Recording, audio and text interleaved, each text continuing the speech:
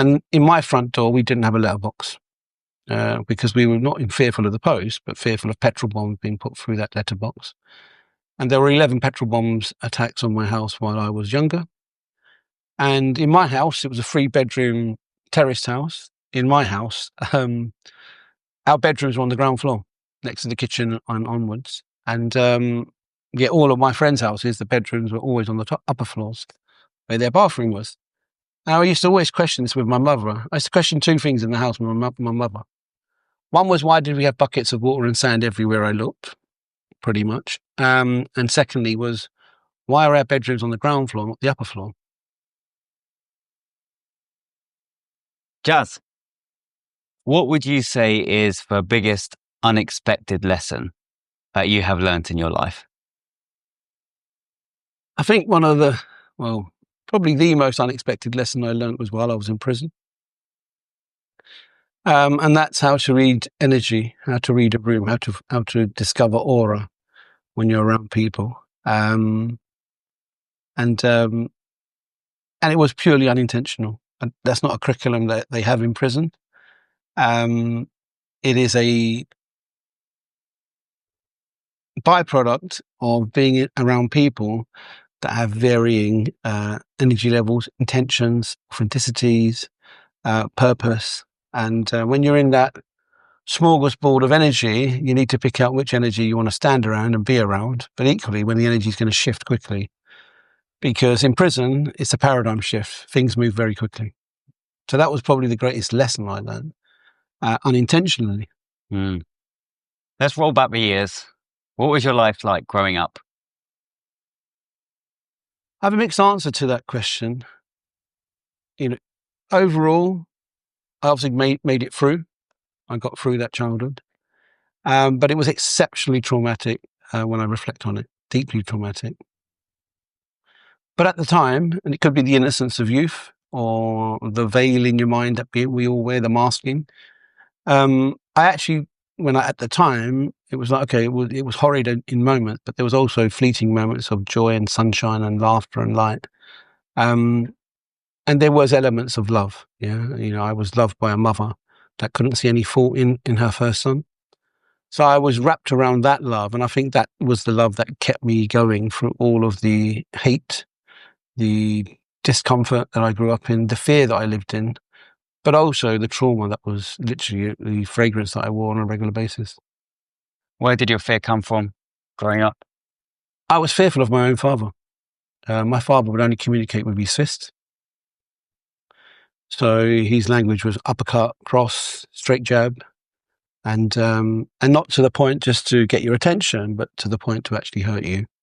I think my father broke my nose about 7 or 8 times during my lifetime. And so my fear was my own home. My fear was the area that I grew up in. I was born in East London in 1971. And East London today is very bougie, very sexy, very cool, hip. It's like Vegas. But when I grew up, it was a shithole. And there's a saying we have, from shithouse to penthouse. Because now it's full of penthouses and people that are coming in. We call them trustafarians. Kids with trust funds, daddy can buy an apartment in Shoreditch. They goes, don't worry, darling, I bought the building. That's what it is now, full of sourdough and £10 a donut and £6 a coffee. But when I grew up, it was a hellhole. It was a real slum, a ghetto. And it was wrapped around this energy, probably a legacy of the war, legacy of Enoch Powell and the marches that he had around Cable Street. But and also the area I lived in there was always a high level of immigration from the Jewish settlements onwards. And when I was growing up, it was mainly Bengalis and South Asians that were moving into Tower Hamlets. And so there was a real fear of immigrants, a real hatred towards immigrants, to the point where people would spray on your wall, paint on your wall. Pakis live here, National Front, KKK, swastika signs. And in my front door, we didn't have a letterbox because we were not fearful of the post, but fearful of petrol bombs being put through that letterbox. And there were 11 petrol bombs attacks on my house while I was younger. And in my house, it was a 3-bedroom terraced house. In my house, our bedrooms were on the ground floor, next to the kitchen and onwards. And all of my friends' houses, the bedrooms were always on the upper floors where their bathroom was. Now, I used to always question this with my mother. I used to question two things in the house with my mother. One was, why did we have buckets of water and sand everywhere I looked, pretty much? And secondly was, why are our bedrooms on the ground floor, not the upper floor? And my mum said that the water and sand was some Indian superstition. And the reason we lived downstairs, she said, was because she didn't like the stairs too much. She felt that they were dangerous. Which was all misleading me from the truth and protecting me from the truth, that actually there were people, there were humans out there that wanted to burn me alive while I was sleeping. And it happened to people around us. We knew of families that were burnt alive. We would read about it in the East London Advertiser, that families were being killed just for being the wrong colour. So I was fearful of the environment that I was growing up in. Did that fear manifest in anger? Did you try and fight back? What was the impact growing up in that environment? Initially, you're just helpless. You're just helpless. And to a certain degree, you're hopeless. You know, you don't really know what you can and can't do. But as you grow older, you grow into yourself, you start learning a bit more, you get a bit more emotional IQ, a bit more intelligence about actually what is actually going on. It's almost like trying to peer over a fence. When you're younger, you can hear the noise of what's going on, you can't see it. But as you grow up, you start to see and you get a glimpse of actually what is the playing field of life look like. But it got to a stage where I managed to get myself a law degree.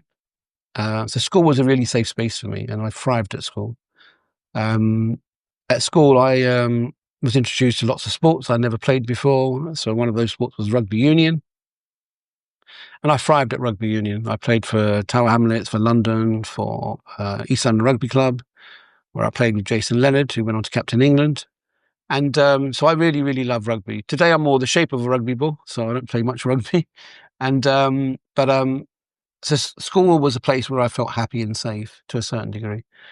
The teachers would hit me. It was the 70s and 80s, so they would physically hit you. And when they did, I normally would laugh. They would hit me again. I would laugh louder. They would hit me a third time until they said, "Why are you laughing? The harder we hit, you seem to laugh more." And I would say, "My dad hits harder than you."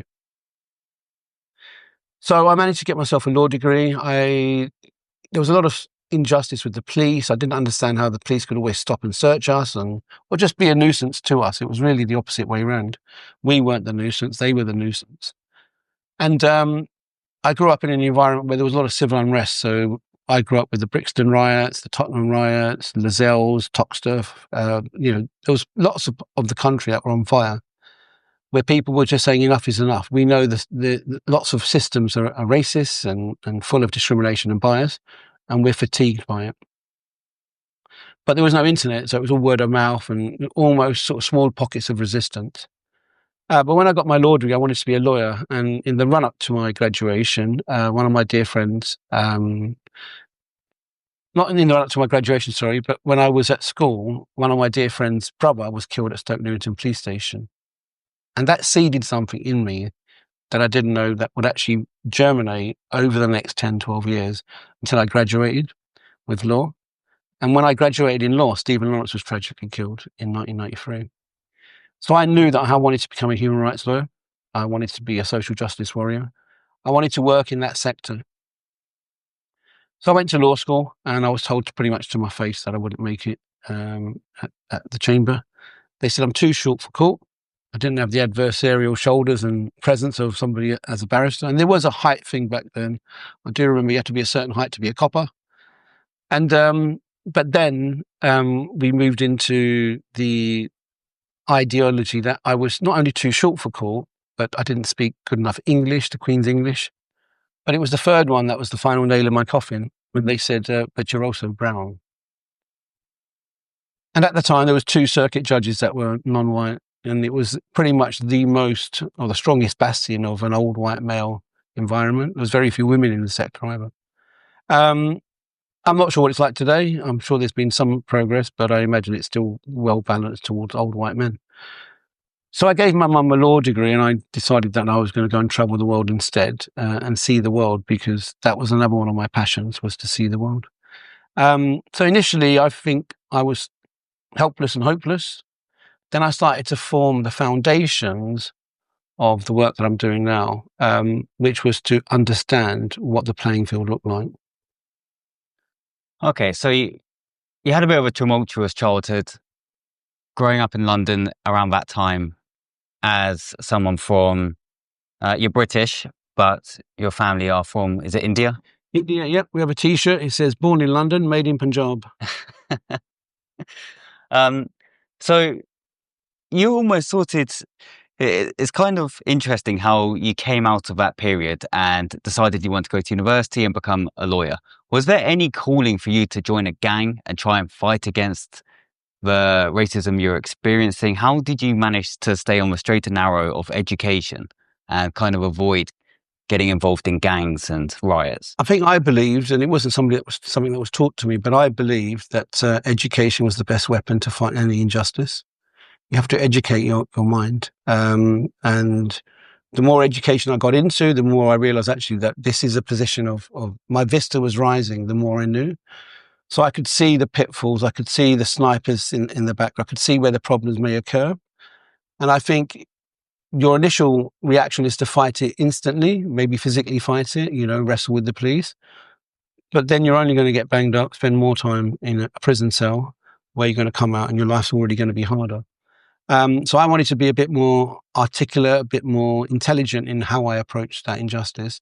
And that's why I was really keen to join the legal fraternity. I thought, well, if I was there, I could then build a platform of change and be a sort of area of influence in that change. Okay, so when you finish university, you go on to become a banker. Well, not directly. I get a dead end job. So when I graduate, it's 93. We're at the beginning of John Major's recession in 93, but the tail end of Nigel Lawson, who was the Chancellor of the Exchequer in the mid 80s, his boom and bust strategy, which we kind of paid for 6 or 7 years later. So the country was on its knees financially, pretty much. We were desperately trying to get the Maastricht Treaty signed and join the euro. And it was the beginning of the Balkan crisis as well. So there was a lot going on in Europe in particular. But in London, there weren't many jobs. So with an upper class degree, I got into becoming a mailman. That was my first job, earning £10,000 a year, throwing letters into a letterbox, pigeonholes, and then going around the building with a trolley handing out those letters. And I did that from 93 to 96. And then I just said to my mum, Mum, I can't do this anymore. Like, this is what I've gone through, that journey in life, being battered and beaten by dad. And I was sexually abused as a child by people I didn't know. So we used to rent out rooms to lodgers. Those lodgers would then become pseudo babysitters when mum and dad had to go out or mum had to work. And those same lodgers would abuse me and my sister. So I said, I've gone through all of this journey in life, this tumultuous journey in life, to end up in a post room throwing letters in a letterbox for an insurance company. So I decided in 96 that I was going to go and travel the world and honour the other passion that I had, which was to see the world. And for 3 years, I travelled from Canada to Chile. I skipped a bit of Central America because it was a bit exciting back then, a bit even too exciting for me. Mm-hmm. And then I stayed in Sydney and Australia for a year where I recharged my money. And it was during this period I came across stockbroking and financial services at a company called BZW. And I was the filing clerk, and I used to just look. And although I went from being in the post room to the filing clerk, it was a mild promotion in sort of the ranking of a business. But I was doing it in Sydney, which was the big boost in my mind. I said, I don't mind doing a similar job, but I'm in a much better environment. And but it was there that I came across stockbroking. And I just saw these chaps, mainly chaps, there were a few women, who would come in at 7 a.m, leave at lunch, and I wouldn't see them till tomorrow. They'd be gone. They'd come back and tell me stories of them sitting on yachts, drinking nice wine, having a great time, going to the horse racing, jumping in and out of helicopters. And I thought, I want that life. That's the life I want. And I knew I was good with numbers. I was exceptionally good with numbers. I was always good at maths. And I said, I'm okay with people. So let's see if we can put the alchemy together and build a career in financial services. So I came back and then built a career in London in financial services, which took me to London, New York, Sydney, and Singapore thereafter. And from there, you could say that the optics were I was successful. Yeah, I had all the trappings of success, all the visual elements of success. I had the cars, the houses, I had the wife, the children. So on paper and on, I think Facebook had just started after MySpace, that, my life was a bliss. But behind the curtain of that life, there was a lot going on. So I use the analogy of the swan. Yeah, you only see the top of the swan. You don't see actually the chaos that's underneath. And there was a lot of chaos underneath my career in banking. How much money were you making per year in banking? Well, I was making a lot of money. I mean, in excess of £1 million in some cases. For 2 years, I made more than £1 million in salary and bonuses. It was only 2 years, but we were always earning in excess of £250,000. Yeah, even from a very early part of the career, the scale up sort of increases pretty quickly because all you have to do is sell, and I'm a pretty decent salesperson. And whether you call it banking, stockbroking, being a solicitor, you're actually selling your services. That's what you're actually doing. And I had found a little niche that where do rich people hang out? They don't normally hang out there wasn't a Wetherspoons back then, or if there was, I didn't really see them. But so they don't hang around in those places. They hang around in the wine bars, certain restaurants, certain establishments. So I used to go to those establishments, those restaurants, and hang out there. And we used to call it Lose the Afternoon Club, LTAC. So we would just lose the afternoon, almost trying to prospect people who were there at the same time. And then you would naturally strike up a conversation. What do you do? Well, I look after money for rich people like yourselves, and then we would get them as clients. And then do some legal tax defensive strategies with them. So the money poured in, it poured in, but it also was a great time to be in banking. There was a degree of regulation, but when it came to the brokerage side, which is the side of entertaining and looking after people, there was very little regulation at all. And the ideology was just do anything to get the deal across the line. So if your clients like strippers, you were in a strip club doing the deal. If your clients like taking drugs, you were the one supplying the drugs. If your clients liked partying, you were out for 2-3 days with them to get the deal done. And we were the people that you would read about in the newspapers, spending, an inordinate amount of money on lunches and drinks and parties. How did it feel having that much money coming from not much previously? Well, I have a saying, wealth whispers, money shouts. What I mean by that is that as poor people, I was a poor person, we find a way to spend our way out of poverty. Yeah. So we then go and buy the labels and we put them on almost like a suit of armor to say, I'm rich and successful. And if you give poor people money, they will find creative ways to spend that money. Because nobody had given me financial literacy lessons or financial literacy as a child. And it's very hard to break a childhood habit. And I was the financial advisor that would be like the plumber that had leaky pipes at home. So I was amazing at doing financial planning for other people. But if you got me to lift the bonnet on my own finances, it was a chaos. If it wasn't for my wife at the time, being a bit more financially astute and determined, I wouldn't have had any assets. I would have spent all of it because I was really in the grip of that party lifestyle. And I use the analogy of The Wolf of Wall Street. I didn't see that film as a fantasy film. I saw that film as a documentary. Because although I didn't get to the levels of Jordan Belfort, there was lots of similarities in that period. You mentioned the chaos happening behind the scenes whilst you're working in banking. What was that? Well, it was a landscape full of active, raging misogyny. It wasn't a place for diversity. There was no diversity, equity, and inclusion. I kind of managed to stay in the game purely on my selling ability. But also I had to code switch and over assimilate. I had to lose who I really was to become somebody that I wasn't. And I'm not saying that in any shield to defend all of my actions, because every action I take full accountability for.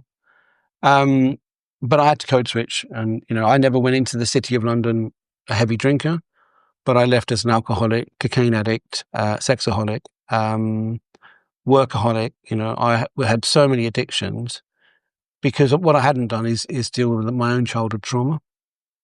And the city is full of lots of people that are masking childhood trauma in some way or another. And it doesn't matter where you come from.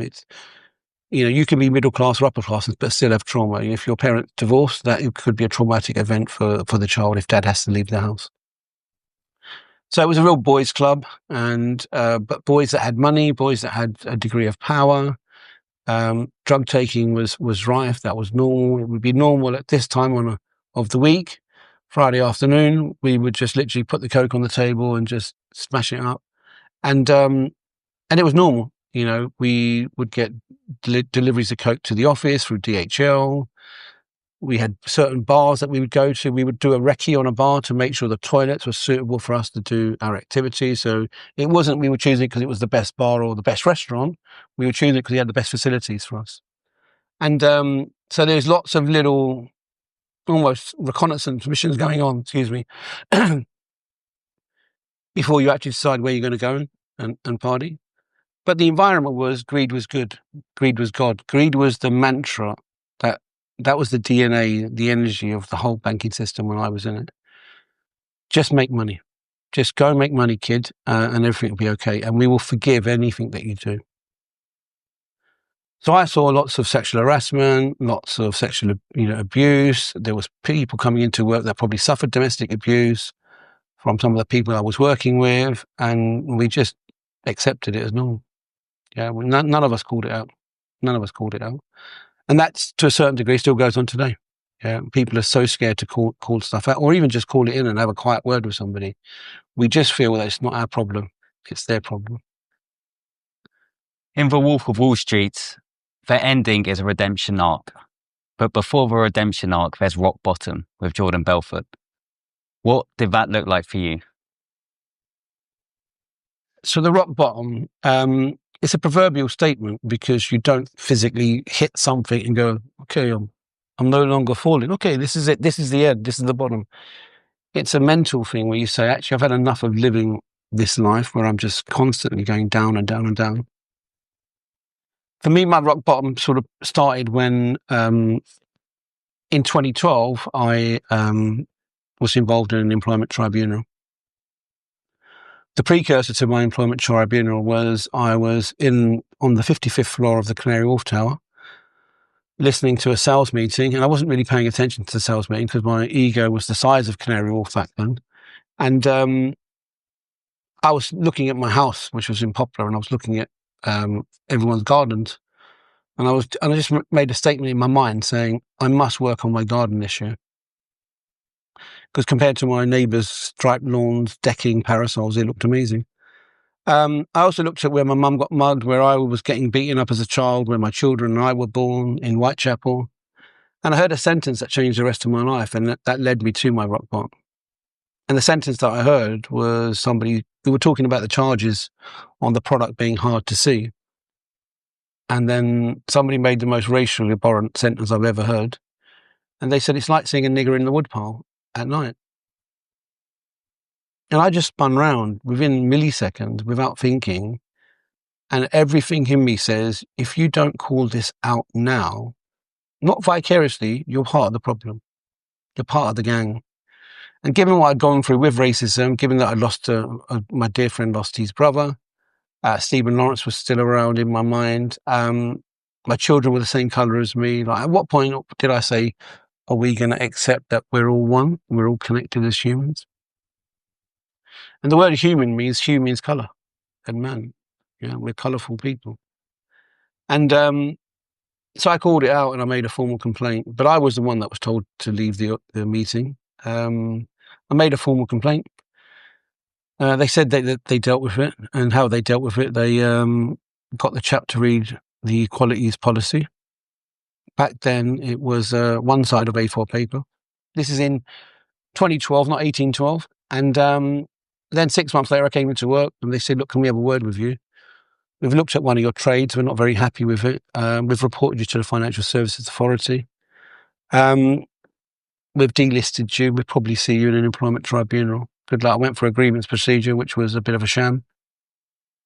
Ended up in an employment tribunal. And that's when I learned one of the hardest lessons I've learned in life, when I realised that courts are playing around a proof, not truth. You can prove a lie in court. And if you can't prove your case, you lose. So I walked into court with the truth, knowing that I'd been treated differently. I'd been treated unfairly by the organisation. But I couldn't prove it because my barrister walked out on day one of my employment tribunal.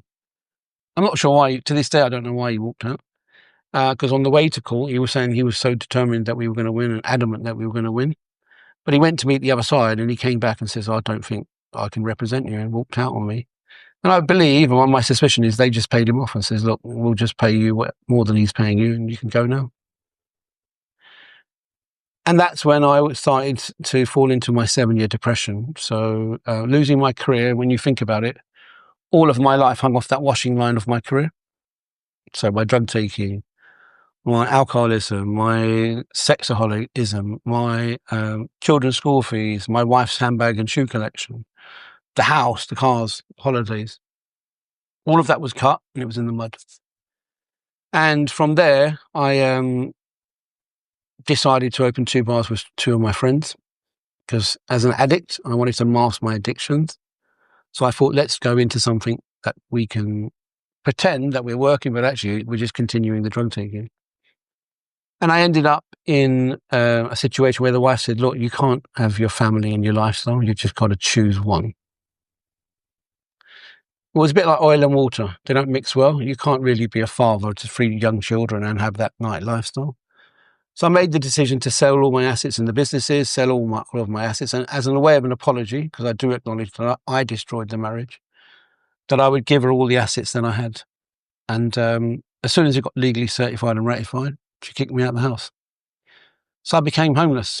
And it was during this period I was heading towards my rock bottom. In the 2 years that I was homeless, there was periods that I had to use grass to wipe my bottom. My mum passed away. And how she passed away, my brother and sister were connected to her death. That's the nicest way I can phrase this. They were connected to her death. What I didn't know, but found out subsequently, was they amended my mother's will 2 years earlier. And the amendment they made was they took me out of it. My mum needed 2 litres of oxygen a minute to stay alive. And she ran out of oxygen on her cylinder. And rather than call an ambulance, they sent her to a hospital. Well, not a hospital, to a hotel, sorry. And the next day she was checking out alive. You know, if your blood oxygen level falls below 80%, me and you need an oxygen mask. That's where my mum's naturally ran. But if it falls below 60%, you're checking out alive. It's irreversible. And losing my mum, not seeing my 3 children, sleeping in a car for 2 years, when the radar of life swept over me, it didn't blink.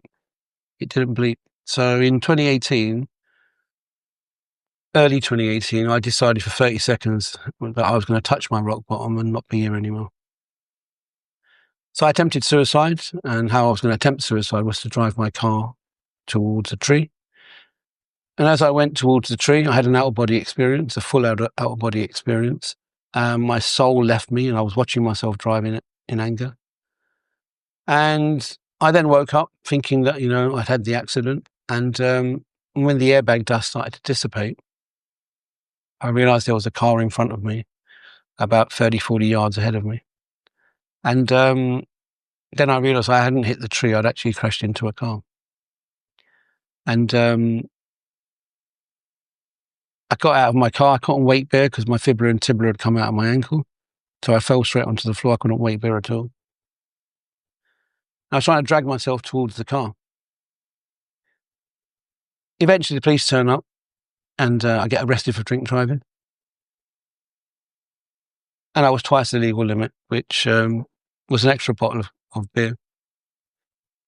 But about 2 hours later, I get rearrested for death by dangerous driving. And that was my rock bottom. Because at that moment, I collapsed into my body. It felt like Mike Tyson had punched me from behind. And I woke up in the hospital at St. Mary's in Paddington, chained to the bed despite my broken ankle.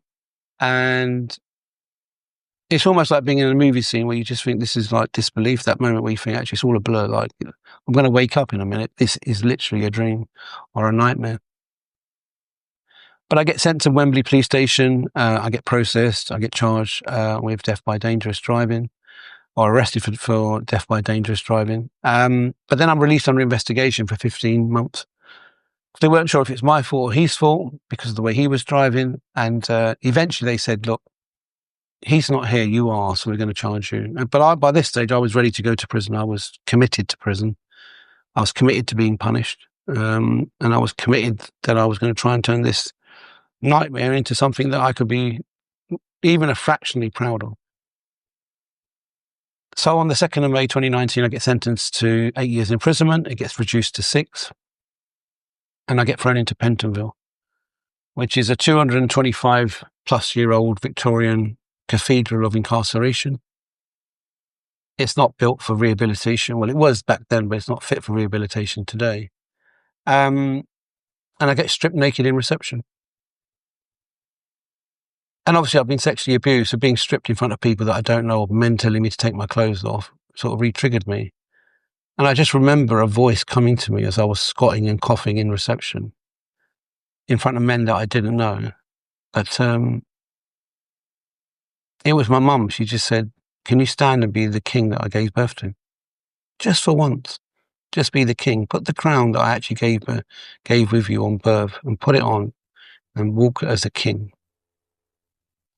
I was also the most vulnerable I've ever been in my life because I had no jailcraft. I had zero idea of prison.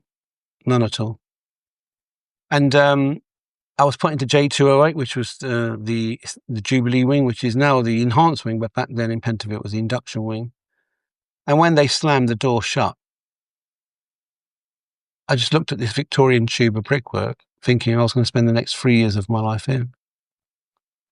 And a few hours later, they flick a piece of paper through under the door, and it says, you've just been sentenced to 1,092 days in custody.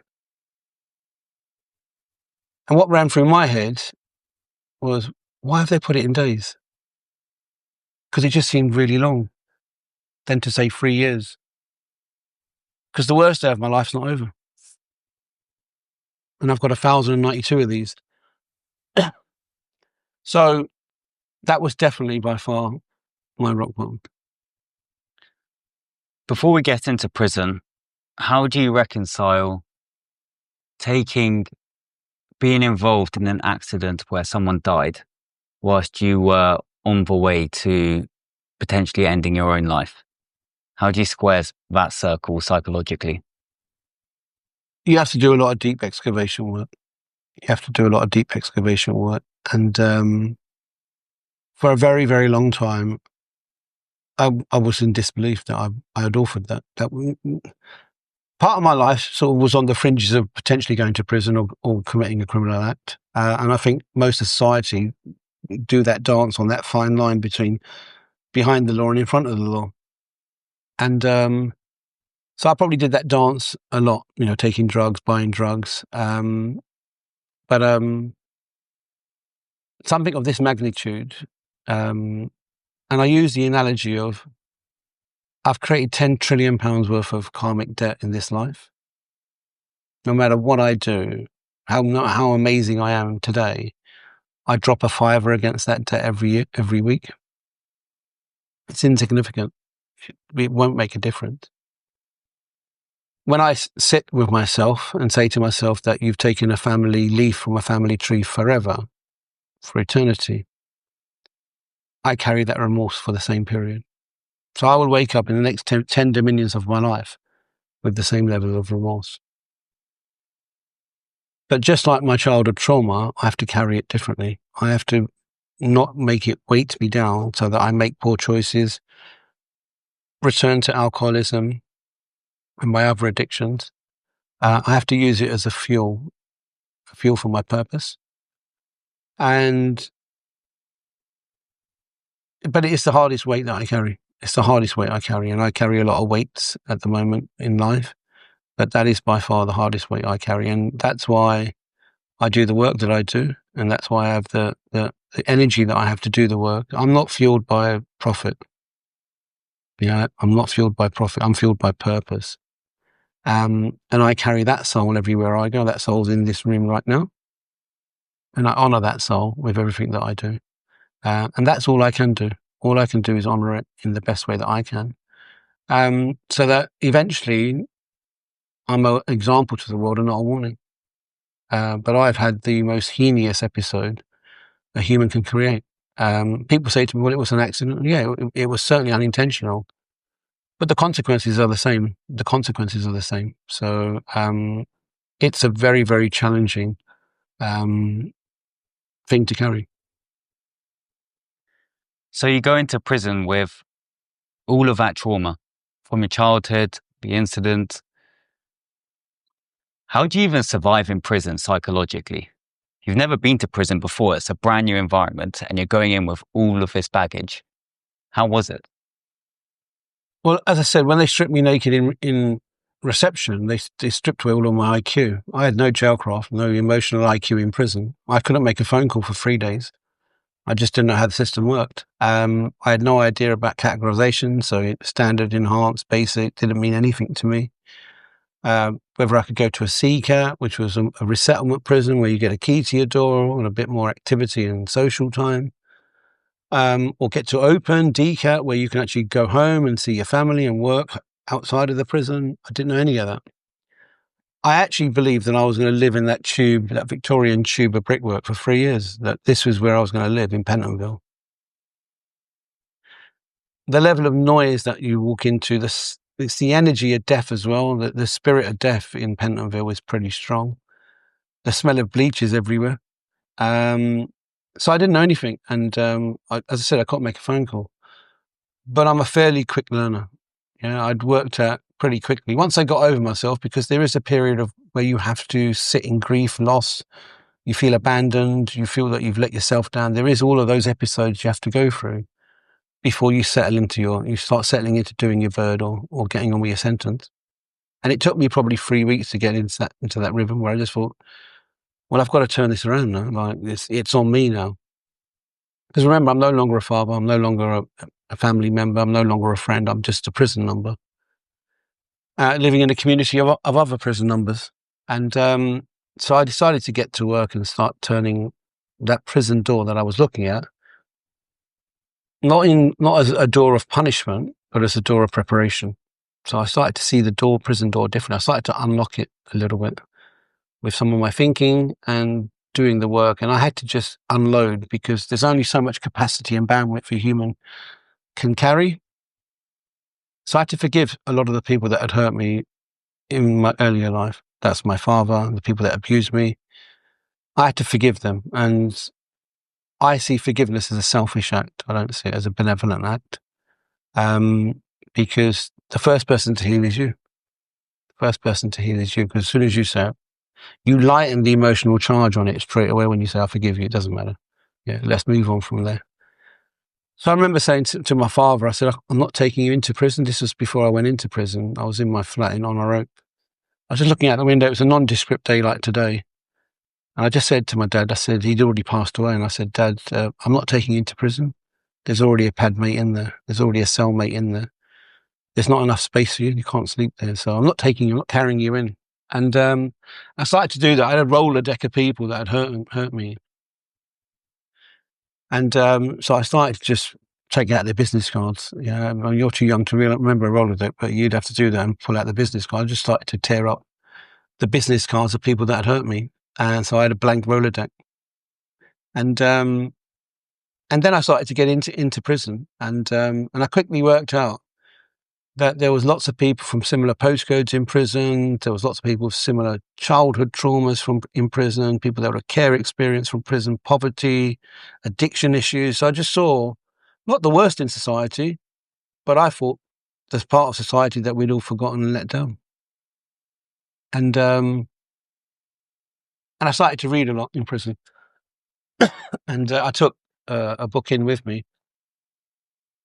It was called Man's Search for Meaning by Viktor Frankl. It was the first book I read, and it teaches you about if you do something for other people, you find a greater reason to do it. You have a greater energy towards doing it. So if I'm carrying this cup for you and I watch you drink it, it gives me more joy than as if I was drinking it. So I started to put that into practice. I said, I'm not going to be waiting for the 3-year mark to come before I get released into the community. I'm going to get on with work.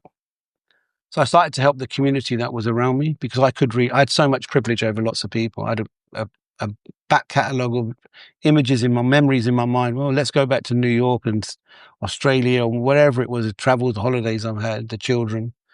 Let's go and be with them. So I could astral travel to that moment pretty quickly. But a lot of people, there was one chap, he had never seen, he was 36, never seen an aeroplane, never sat on an aeroplane. I was shocked by it. I was like, well, 36, you've never been on an aeroplane.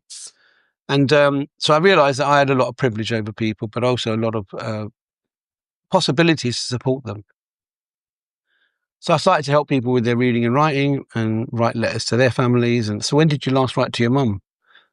Oh, well, I don't write to my mum. I can't write. Okay, well, shall I write the letter? You tell me what you want to say. And we'd send the letter. Eventually it would come back and then it would say, dear son. And it was like my mum was writing to me. So I felt a connection to my own mother when I was sending letters out and they were coming back, or sending letters to people's children and then they're saying, dear daddy. So I got a lot of joy from helping. And that's when I started to realize that when we are of contribution and service, we can move from surviving life to serving life. And in my case, I went from pain to purpose, and I had 2 nicknames in prison, and I eventually got to open, but I had to go to a Cat C, and it was in the Cat C in Onley that I really got to work because we were in lockdown. So lockdown, a lot of the mental health elements really skyrocketed because we were in cells for 23 to 48 hours, in some cases, stuck in a cell. And so mental health collapsed during that period. So I almost saw it my calling at that point to step into my role, which was to help other people during that difficult time, and just give them some transformable thinking, like thinking in a different way. So we were talking about the food as an example. The food's awful in prison. It really is. Yeah.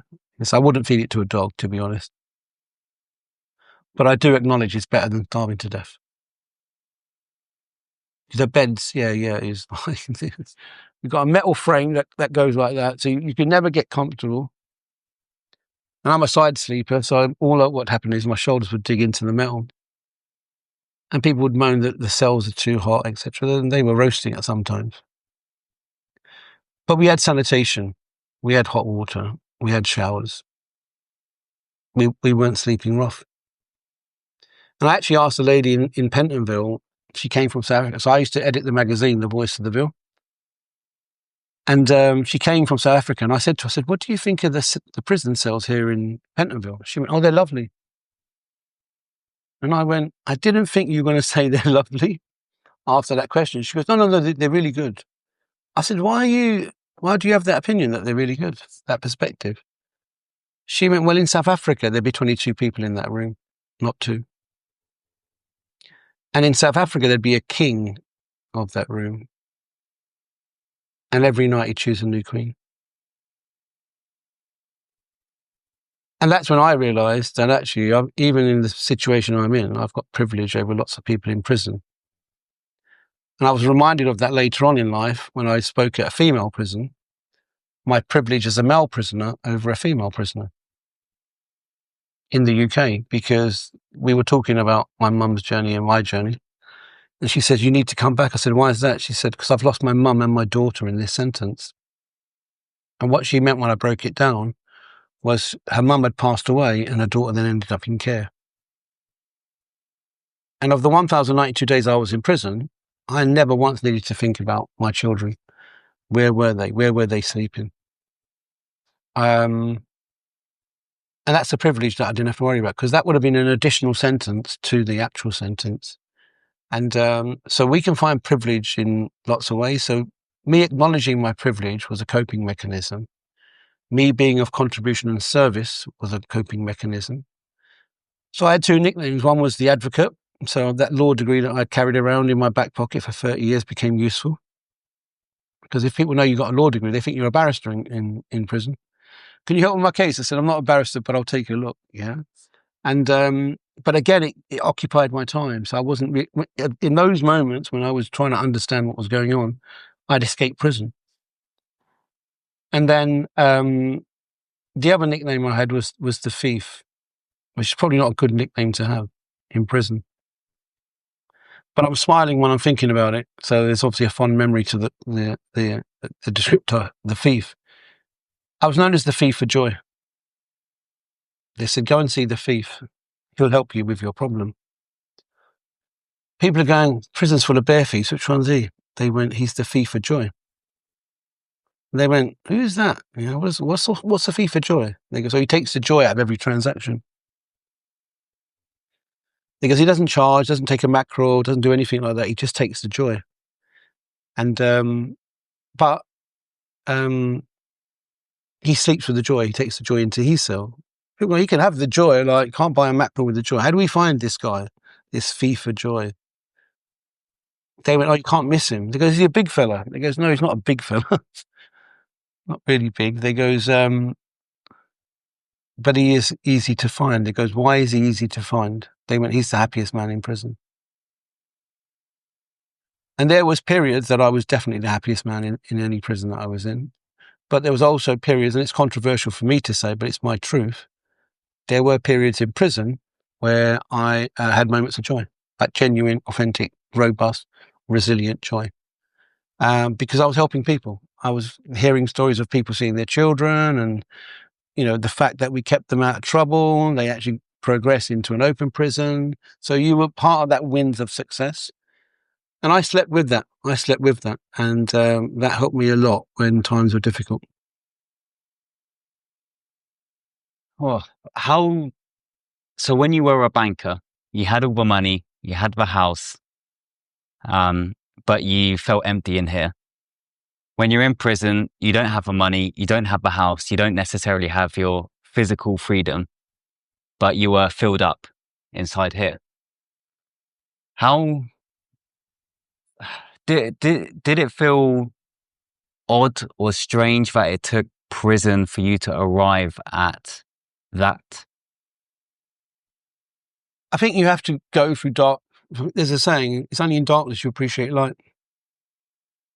It's only in silence you start doing the deep inner work. You hear your own voice, you know, the radio channel that only you can hear. When you're outside, the noise of life, the chaos of life, the movement of life, you don't really get a lot of time to sit still. We measure wealth predominantly across the world in monetary terms, in assets, in physical things.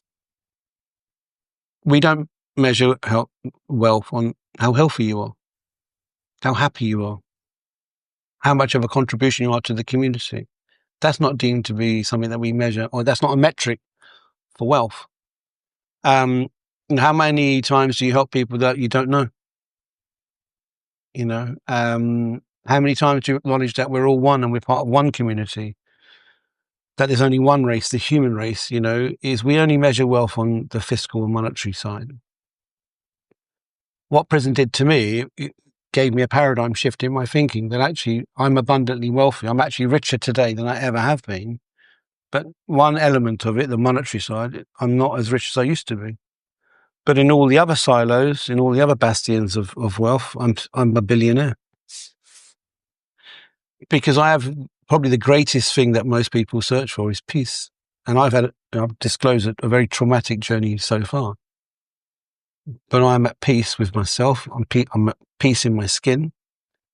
And that to me is priceless. Most people would pay a fortune. They do pay fortunes to be in my shoes right now.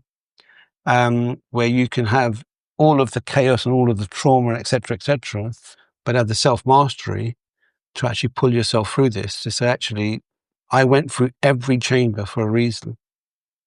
And there's a saying that maybe your calling's higher, maybe your path is harder because your calling is higher. And I genuinely believe that God has put me through this journey so that I can be his messenger. So I can show the world that you can turn around. If you look at all of the great books from the Quran, the Gita, the Bible, the Grant, they all have stories of incarceration. They all have stories of people being in solitude. They all have stories of rising from that. And I think that's what we need to look at as humanity, is how do we see ourselves rising from where we are now? There's two African proverbs that I recall a lot. One is, if there's no enemy inside, the enemy outside can do you no harm. So I got rid of a lot of my enemies that were inside that I was carrying around in this rucksack of trauma that I was dragging everywhere I went, like that human camel. And the other one is African proverb, Ubuntu is one. I am because you are. So yeah, there's the other one. I am the Ubuntu methodology started by Nelson Mandela and Desmond Tutu. I am because you are because I am. And if we see each other in that phase, so when I was in prison, I didn't see anybody as the enemy. I didn't see the staff as the enemy. I didn't see some of my fellow residents as enemies. I just saw them as humans on their journey on this boarding space. And they were all trying to figure it out as well. And so I just think that when you hit your rock bottom, when you are in that position, you have to acknowledge that we all have the ability to adapt. And there's a saying, a leopard can't change its spots. And that's dead right. A leopard can't change its spots. But every leopard can change its mind. And you have to change your thinking towards some of the things that have happened to you. But equally, when you're looking outwards, I always look up in pictures now. I'm actually known as the guy on LinkedIn that looks up in pictures. And I look up for 3 reasons. I look up to see my mum, to get her grace. I look up to my victim to say, actually, I'm here standing in your place. But I also look to God to say, look, can you guide me to focus on what's on the way, not in the way? Because where your focus goes, energy flows. And if I focus on all the barriers between me and where I want to get to, I may not take the step towards it because the barriers may overwhelm me. I just think, well, actually, I want to get there. And I use that arc of recovery towards everybody I speak to, in whether that's pupil referral units or prisons or in the corporate world. We all have the ability to adapt. God, you mentioned two instances. The first one was when you're in the car and you have that out of body experience. The second one is when you enter prison and you can hear your mother's voice in your head. What role does God play in your life? And did it become stronger when you were in prison? 100%. 100% God plays the biggest role in my life right now.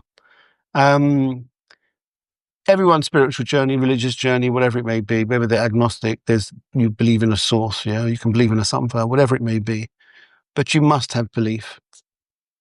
And I've spent some time breaking down the word belief. Central to the word belief or belief is the word lie, L-I-E. It's in the middle of it. You have to lie to yourself. When I use the analogy of prison, you have to lie to yourself that you can be something when you're looking at a door you can't open. So you're looking at a prison door and you're staring at it going, I'm going to be a CEO of a business. I'm going to travel the world. I'm going to be paid to travel the world. I'm going to see parts of what I've never seen before. But I'm lying to myself because I'm looking at a door that I can't open. But then I go to the library and start reading about other people that may have done it. Success leaves clues. I read business books, how to be a CEO, travel books, so I know where I want to go. I'm actually being the person by doing the research. And the more you be it, the lie starts to shrink. The B stands taller, so much so that you can't almost see the lie. And that's where imposter syndrome comes from in me. I believe that sometimes we fall back into the lie starts standing taller, but really we've got to remind ourselves we can be anything we want to be. So I decided that when I was in prison, that I was going to write a story from the other side of the door, but from the inside of the cell. And that was going to be a blueprint I was going to hope to export to many people that are in darkness, not just in prison, but in life in general.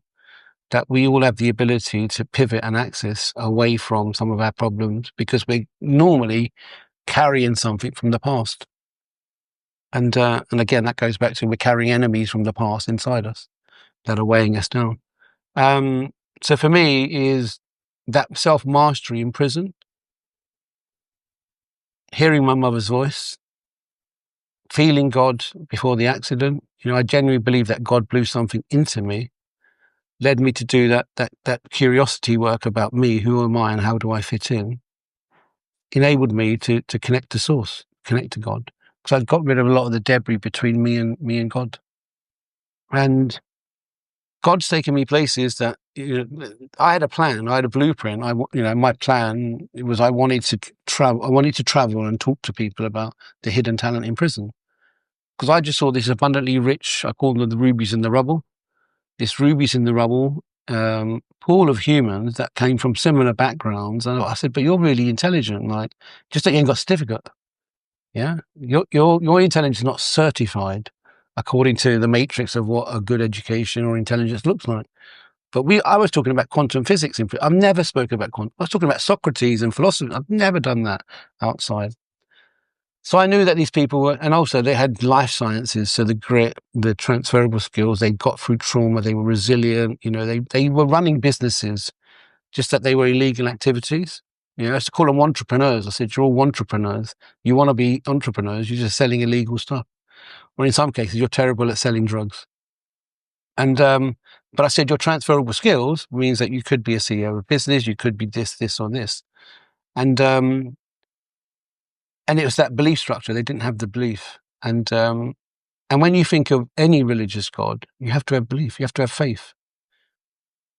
So I used to go to the chapel and sit there, and some of the stories that we were listening to, there would be things I was thinking about that week.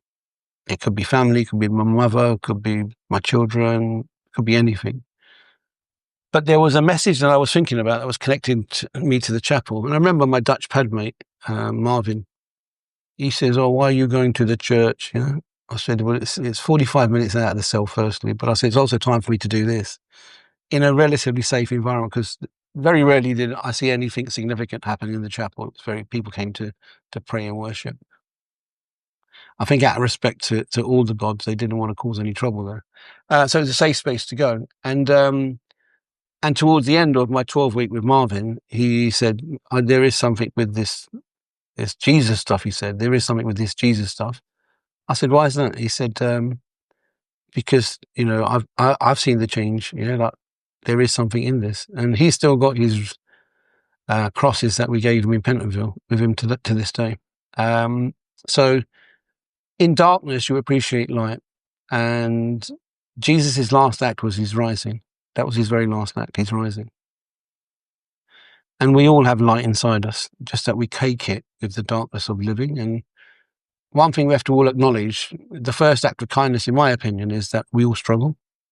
That's the first act of kindness. We have to acknowledge that we all struggle in life. Most of our days in life are going to be suffering. It's not the happy, ha-ha-hee days. It's actually we're suffering because we're all being told to get on this ladder of success and climb it. No one actually says, be still, be around the people, try and work out enterprises around you. I live in Borough Market, and I cook for a lot of the people in the market. As a result, I don't pay for a lot of produce in the market because I give them food for free and they give me food for free. And that's called a barter system. And, but it's also human kindness. When it's a cold, miserable day, I might whip them up a curry and put some extra spice in it, and they love it. And then there could be a day where I actually want a gelato if it's a nice hot day, and there goes Jazz, it's on us. And that's community. And I think we've got so lost with our devices. In America, we call a cell phone because it imprisons your thinking. In the Europe, we call it devices. They divide you. And as a result, we not only lose community, but we lose faith in institutions that have been around for thousands of years. And we dilute our relationship with God. Now, I was 50 in prison. So I celebrated my 50th birthday in prison. And I remember a young whippersnapper said, what does it feel like, old man, to be closer to 100 than your birth? And I looked at it, I thought, I'm not going to catch him, but he was right. For the first day ever, I'd woken up closer to 100 than my birth. But as I get through the journey of life, I've also realized that I'm actually much closer to God as I go through my journey in life than I ever was. And there's a lovely book called Power v Force, written by Dr. David Hawkins, where he talks about the map of consciousness. And it's been, I think it's altered now to the Atlas of Awareness for the modern age, but I know it as the map of consciousness. And when you were younger, I used to vibrate at 200 frequencies or below. And that was all. Life was hurting me. It was punishing me. I felt God was disdainful. He didn't like me. I had a low belief in God. But as you go above the 200 vibration level and into what they call power, not force, because force is the lower levels, where you're forcing life, you're grappling with life. When you're in power or flow, you start realizing that actually there is a source, there is a God, there is something way beyond us. You know, there's a saying, the sky is the limit. I say, no, the mind is. Because we're all from the cosmos. We're made from carbon. We're made from the same things. We look up in the night to see light. We look at the stars. We're the same matter as the stars. Now, if we think the cosmos is the limit, the cosmos is infinite. So my relationship with God has really been more pronounced because of prison. What do you think happens after all of this? We're on this floating rock hurtling through space. Yeah, What do you think happens after? I believe this. I believe the soul's eternal. I think the body, the vessel we're in, that's right now. I have a stronger relationship with my mother now than I ever had when she was alive. And she can be sitting in this room if I call her. I can connect to my mum on a regular basis. I genuinely believe the soul's eternal. That's our connection to God. That's why we're all connected. We're one soul. We're one sort of electric being, energy field. We're just being fragmented into different shells. Which is why when people talk to me about colour, I said, well, I'm red. Because that's the colour inside for all of us. And this is just a rapper. This is just, this happens to be, in my opinion, a very good rapper. But people see it as a separator. But that's the politics. I call it polytricks. They don't want us to be unified and united, because we would be, a much bigger thorn in most people's backsides if we were all united and we actually looked after each other. And the reason we don't is because they've given us the gig of go get rich kids, you'll be happy, which is why you see lots of people in their mid-40s having their midlife crisis. Well, if we reappraise that and relabel that, maybe it's a midlife awakening, that you realize that the hamster wheel that you've been on for 25, 30 years, 45 years isn't leading you anywhere closer to happiness. But when you are helping people, being of service, painting a wall, being in the community church, whatever it may be, helping people genuinely, you get a sense of joy. You take something away from that can never be taken away. My money could come and go. Yeah, the stock market could collapse, or the bank that I got my money in could vanish. But my memories can't. My emotional bank balance is unbreakable. And so to me, it's very straightforward. If we start diluting and decoupling our relationship with money and start seeing the world as one of abundance, we don't have the scarcity mindset. And that scarcity mindset means is that I don't want to do too much for others because I might lose something that's mine. In life, you can never lose anything that's got your name on it. Yeah, you can only. This may be your glass of water that's sitting on my side of the table, but actually, your glass may finish. I may have it. I was just holding it on this side for you, and people think that actually it's mine. When you realise that everything is temporary on this great ball in space, one day the sun won't rise. Yeah, one day the sun won't rise. So, if this is all temporary, every emotion you have, every bit of anger you had, is all temporary. Why do we need to elongate it? Yeah. So for me, the soul's eternal, the body's not, the consciousness is eternal. And I also believe quite vividly that we choose the path we're on, the life we're on, before we're born. We choose it so we can learn the karmic lessons we need to learn in this lifetime to take into the next. So I'm blessed because I've gone through a hell of a journey, but I've learned an encyclopedic level of knowledge during that journey. Yeah, but peace is the most important aspect of that. I think the power of peace is so underrated. It's so underrated. And people say to me, how do you find yourself in such a peaceful state given the tumultuous journey you've had?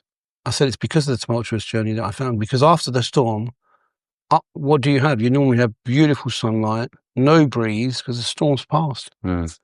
It's in that the period of the storm that you're in. And there's a saying in life, there's 3 days that you have in life. You're either heading to a storm, you're either in a storm, or you're leaving the storm. They're the 3 days that you experience. And at the moment, I'm leaving the storm, and I'm very grateful that I've got peace, very peaceful climate around me. To end this conversation, Jazz, the closing chapter in The Wolf of Wall Street is the redemption arc. What is your highlight so far? I know you're in the middle of a journey still. It's ongoing. But what has been your highlight? Well, I think I've built a prison story, or I've left a framework for other people to look at.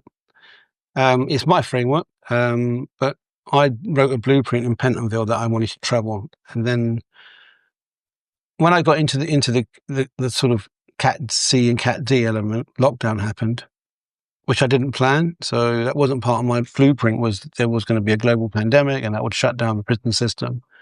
So it was a real sort of handbrake up on my ambitions, or my ambitions towards the blueprint.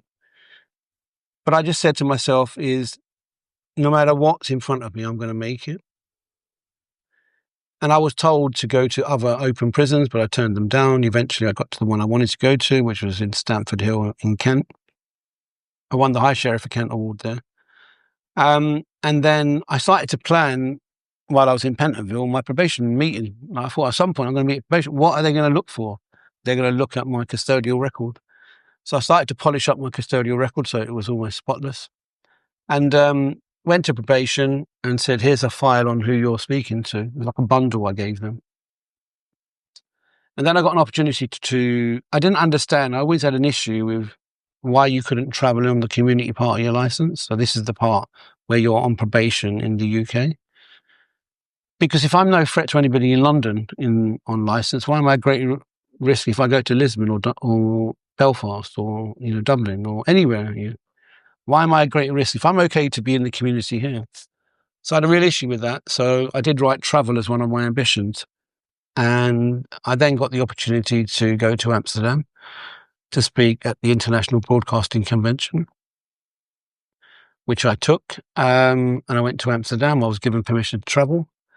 And then I went to Tenerife to speak at the last ever Milliers Business School. Then I went to Athens to speak at Radio Days Europe. And then I went to, probably the highlight was when I became a Global Freedom Fellow in March 2020, or March this year, 2025. That was a cohort 3. There was 14 of us that came from all over the world, from Argentina, Chile, Mexico, Ghana, South Africa, America, Australia and New Zealand. And there was 14 of us that were there. We're now part of a bigger fellowship, 46 of us in 22 countries. But when I was with these 14, we got access to see stuff that even Hollywood and even the best Hollywood writer would never have written this script. That I would have gone from prison to paradise, because I saw some amazing sunsets in Tenerife. I learned about Socrates when I was in prison. I was standing outside Socrates' prison when I was just serving my prison sentence, or the community part. But the highlight for me was when I got to be a Global Freedom Fellow with the Incarceration Nations Network. And the amazing work they do is they got me to South Africa, and they got me to not only go into Nelson Mandela's prison cell, which I did do on the 18th of March this year, as in physically stand inside his cell and hold the bars that he had. But a week later in Johannesburg at the Nelson Mandela Foundation, I got to hold Nelson Mandela's Nobel Peace Prize medal. And then I also got to read one of his personal private letters that he wrote with his own hand on the 4th of February 1969. And he used to write to his 2 daughters. I have 2 daughters. He used to write my darlings, and I used to write to my daughters, to my dear darlings. And if you'd have said to me that at some point in not just my prison journey, but in my life journey, I would be that close to Nelson Mandela, to touch the same paper that he touched, I would have laughed in your face. Forever, I would have laughed in your face. But that's what I curated from a prison cell in Pentonville. Lots of people supported me along the journey, which I acknowledge. God certainly had a hand. But sometimes the universe opens up in a way that you just can't imagine when you just do the work. And I say to people, don't worry about the how, just worry about the do. Just do your bit. Play your side of the chessboard, don't play both sides of the chessboard. And if you can do that with honesty, integrity, and with clarity and compassion for your fellow human beings, I promise you the world will open up in ways that you, like I said, for me to stand in Nelson Mandela's prison cell was a big moment, but for me to read a letter, and it got so emotional for me reading the letter, I got halfway down, I was crying my eyes, that snot was coming out of my nose, and that I couldn't read anymore because I was worried that my tears would smudge the original ink. And so, yeah, it still is the highlight of my life, to go from being incarcerated to then being able to follow in the footsteps of the greatest icon of incarceration the world's ever seen, Nelson Mandela. Jazz, what an amazing point to finish this on. Thank you for your time. Your story is, I think, the most inspiring one I've heard since I've been doing this. So thank you. Thank you very much.